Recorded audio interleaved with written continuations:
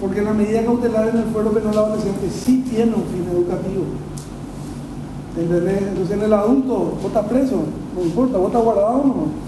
En cambio en el adolescente, si yo te mando con prisión preventiva al 233, ya te tengo que empezar a educar ahí. Y si te doy medida provisoria, ya te tengo que empezar a educar ahí. Y no solamente eso, sino que te tengo que otorgar todas las prestaciones básicas, dice la norma, para tu normal desarrollo. O sea que el Estado, aparte de meterte preso o darte medida provisoria, tiene que garantizar que vos tengas sustento suficiente para vivir bien.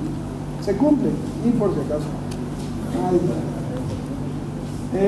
Vamos a analizar las dos ahora. Ahora vamos a analizar las dos y después vamos a retomar la del 427. Entonces, cuando hablamos de medidas cautelares en el fuero penal adolescente, tienen que ser utilizadas de manera restrictiva en la prisión preventiva, que es lo menos posible en la prisión preventiva. En concordancia, le repito, 37 de la Convención, 232 del CNA, la regla mínima de las Naciones Unidas para la prevención de la delincuencia juvenil, la directriz la regla de Beijing y toda la cantidad de instrumentos. Preferentemente tiene que ser último recurso y por el periodo de tiempo más breve posible. Tiene que ser, siempre se deben elegir las medidas provisorias, como dice el 427, la libertad.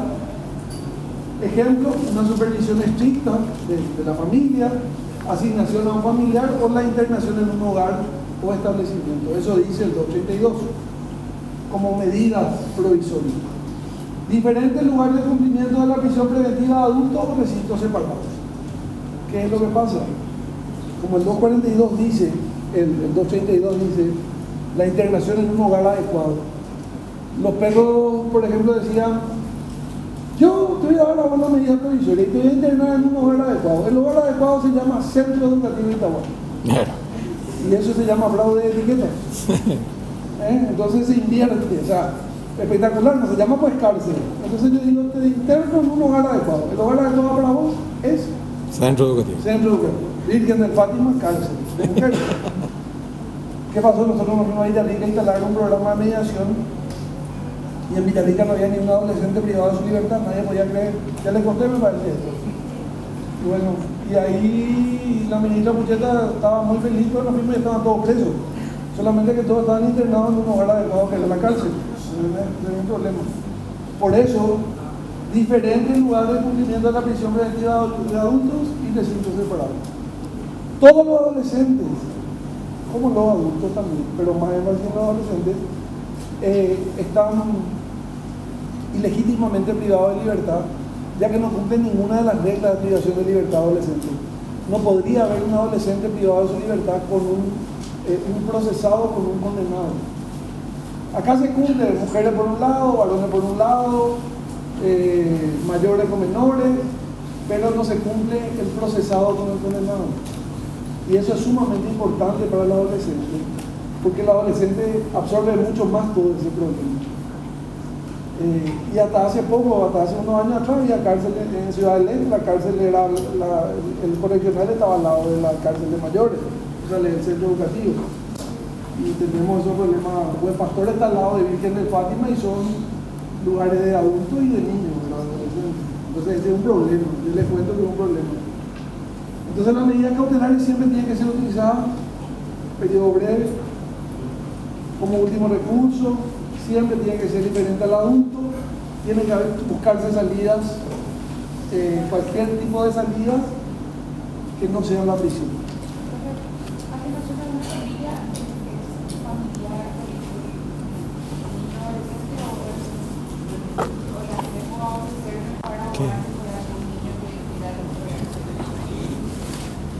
Tiene que ser siempre la familia amplia, porque yo no me puedo arriesgar. Me pasó, nosotros teníamos mucho contacto con la pastoral social, entonces de repente había un chico que no tenía familia y tenía que salir en libertad, y esta gente muy formidable ponía en su grupo de WhatsApp, ¿quién quiere llevarle a un chico a su casa? Y un día apareció un arquitecto y dijo, yo le llevo a este. Y se espectacular, se hizo todo el estudio, pero vino la hija del arquitecto y dijo, mi mamá vive sola, este chico está procesado por abuso sexual. Entonces había ya un problema familiar. Entonces, ¿qué hicimos? Optamos por buscar siempre familias ampliadas, algún tío, alguna madrina, algo. O hogar del Estado que no sea en particular. ¿Ya le compré? El criado está sancionado, hay una ley, luego está el criado. Pero acá tenemos que aprender lo que no se tiene que hacer. O sea, acá la delegada me dice, vamos a hablar a todos estos chicos como criados. Vamos a tener esclavitos de para casa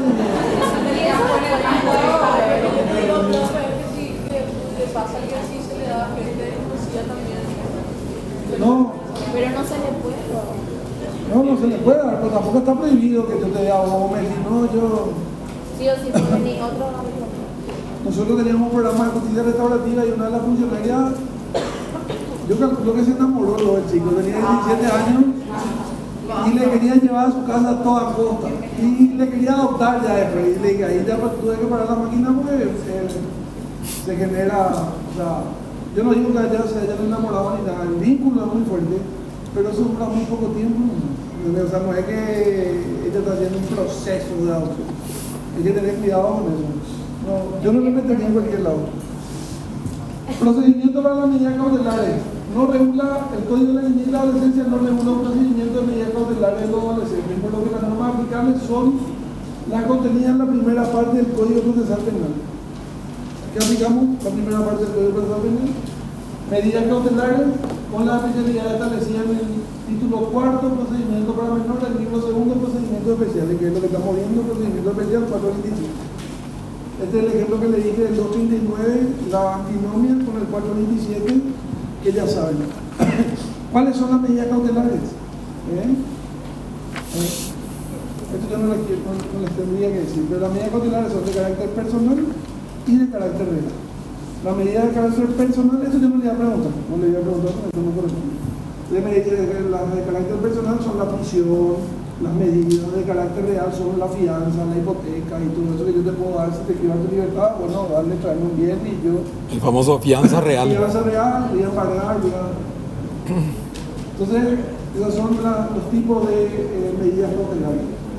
El Código Procesal Penal establece la aprehensión como una medida cautelar, la detención, la prisión preventiva, las medidas alternativas a la prisión en el artículo 245, y después viene todo lo referente a las medidas cautelares de carácter real, que son la fianza, la hipoteca y todo.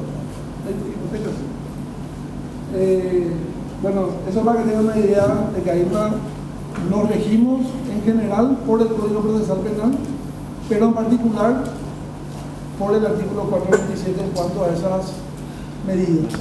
Y en particular otra vez en el libro quinto a partir del artículo 232 y 233. Esto ya les dije. Atiendan esto, esta es una jurisprudencia, no sé si ya les leí, pero les vuelvo a leer. El imputado fue aprendido sin orden judicial, constituyendo desde el primer acto ilegal, dado que en los casos de adolescentes solo podrá ser preventivamente de su libertad cuando fuere sorprendida o por orden judicial escrita. Esta es una resolución de la Cámara, una parte, un extracto de la resolución de la Cámara de Apelaciones, ¿verdad? Entonces, ahora empezamos con nuestras medidas cautelares. Medidas 232, ahora su código en el 232, ¿para qué sirve? ¿Cuál es el fin de la medida cautelar en el proceso penal de adultos? No, en el proceso penal de adultos. Correcto. No tiene un fin en sí mismo más que garantizar la sujeción de la persona al proceso. ¿Cuál es el fin de las medidas cautelares especializadas? Es educativo y garantizar el sustento. Es educativo y garantizar el sustento. El sustento. Así dice el 232, vamos a leer en breve. Les estoy mostrando nomás cuáles son los fines primero. ¿Cuál es el fin? Educativo, garantizar el sustento. Entonces yo le pregunto, ¿cuál es el fin de una medida cautelar de la medida cautelar provisoria? ¿Cuál es el fin? La educación. ¿Cuál es el fin de la medida cautelar especializada? ¿Y qué? educativa. Y en la prisión preventiva, ¿cuáles son las condiciones? Solo cuando la medida cautelar, la medida provisoria no sea suficiente. Solo cuando estas no sean suficientes. O sea, el juez tiene que descartar y tiene que decir, no hay caso con esto, no tengo donde internarle, no tengo un hogar, no tengo tal cosa, y entonces ahí cuando descarto todas las posibilidades, recién le da la prisión preventiva. Imperativo. ¿Y Solo. en qué voy a fundar la prisión preventiva? Y ahí tengo que integrar con el 242 del Código Procesal Penal y hablar del peligro de fuga o del peligro de obstrucción a la justicia.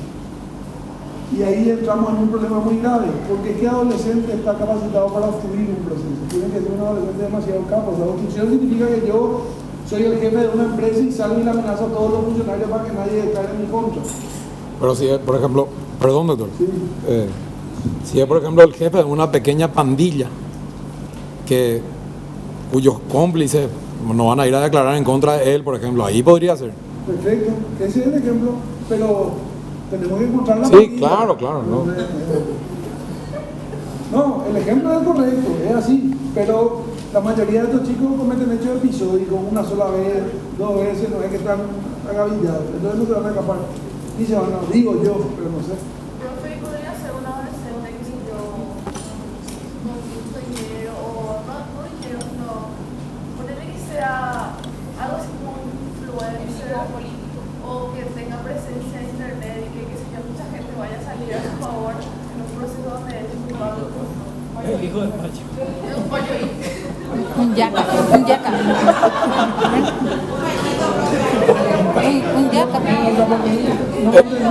pasa mucho eso, que ustedes tienen, qué sé yo, TikTok y tienen 100.000 seguidores. Sí, pero si comete un hecho punible puede tener 1 millón de seguidores y lo mismo.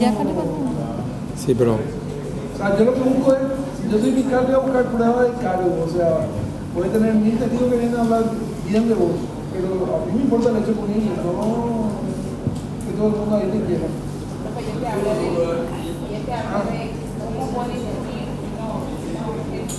yo te he llamado 1000 veces para que La vengas a función, firmar. ¿cómo va a ¿Entendés? influir un influencer? No estoy entendiendo, por eso no. ¿Cómo puede influir? ¿Qué es lo que puede hacer también? No, y supuestamente van a ir a atropellar la comisaría y sacarle al tipo, esas cosas lo que dicen. No, sobre. Sin ser discriminativo, los adolescentes menores, a frente de Ricardo Urbada, por ejemplo, que es Chacarita, cometen los mismos hechos que son grabados, no grabados, o sea, como que sí, 1 o 2 veces, después se corta un rato y después sigue otra vez. No es por el índole, vamos a decirle, que no tiene una estabilidad, usualmente no están en situación de calle o si bien va por la ciudad. No sé si va tanto al punto de influencer porque usualmente con gente de bien se esquiva, se dice. Entonces no debería cometer esos punibles que no sean de otro lado. Me están complicando ahí con la pregunta, porque yo no estoy entendiendo nada. Estoy por ahí. Pero pasa que Lo- dice, pasa que eso dice 33 en el... Sí, pero espera, vamos a leer, por eso no la hablamos, ¿no? Ah, Pero no. el problema no pasa por una cuestión de obstruir o no. O sea, yo creo que es muy difícil, hablando objetivamente con un adolescente, obstruir un proceso. Eso es categórico. Ahora, que se puede dar, eso es categórico. Y para fundar esa misión yo voy a tener que hablar de obstrucción a la justicia o peligro de fuga. Uy, También se debe tener 11 en no. cuenta una cuestión que tangencialmente vos dijiste una palabra que agarro, que es persona de bien. Esa persona de bien es muy peligrosa dentro del derecho penal. Porque nosotros con el rótulo de persona de bien y sobre todo con adolescentes en la calle, en situación de calle, ya no le consideramos como persona de bien. ¿Entendés? automáticamente. Automáticamente ya le rotulaste, ya le incriminaste, ya le